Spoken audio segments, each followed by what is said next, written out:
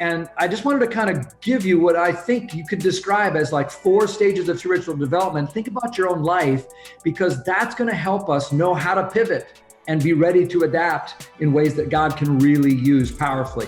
The first stage that we see in Paul and I would say in all of us is just what you call new commitment, like the new commitment phase. That's like when you're a brand new believer, like you sign on, you say, I want to follow Jesus.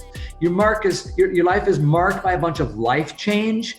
And that was true in Paul's life, a lot of dramatic changes in his life. And you're just freshly forgiven, the seed is planted, you're so excited. That's the new commitment phase.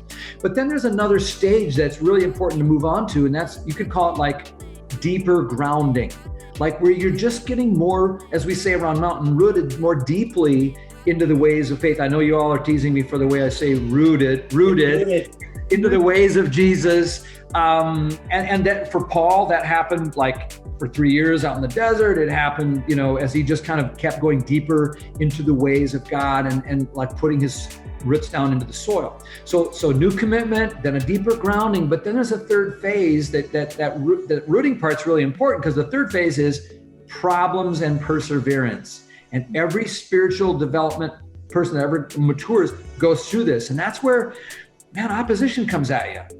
Like you're facing struggles and challenges all of a sudden, like challenges to life, to your joy, to your faith.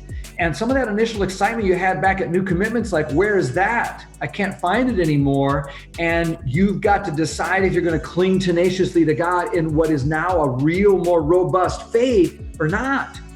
And it's harder. And, I think 2020 feels that way to a lot of people. I mean, it's a lot of bad stuff happening. And I think God's wanting to see how it can be useful for us in this problem and perseverance stage of spiritual development. This is a spiritual opportunity for us.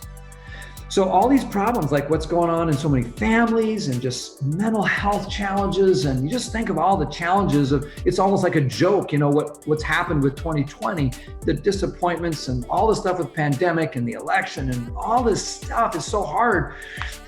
That's why some don't make it through this stage of spiritual development. And they just kind of want to go back, and they can't get through it. Jesus says some seed's going to fall and birds devour it, or it gets burned up or whatever.